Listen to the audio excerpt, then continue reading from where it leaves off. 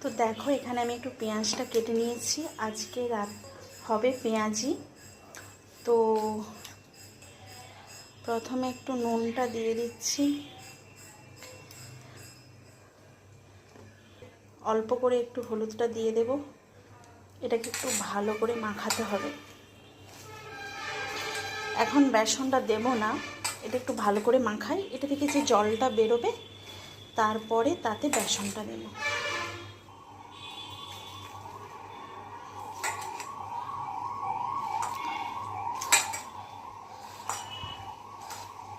তোমাদেরকে একটু দেখাই, সকালের একটু ভাত রয়ে গেছে, তো সেটাতে আমি জল ঢেলে দিয়েছি। তো এটাই আজকে আমাদের রাত্রে খাওয়া হবে। আর এদিকে হাঁড়িতেও কিছুটা ভাত বসিয়েছি। পেঁয়াজটা অনেকটা জড়ে গেছে, তো এখানে আমি বেসনটা দিয়ে মাখিয়েও নিয়েছি। তো একটু পরে ভাজবো।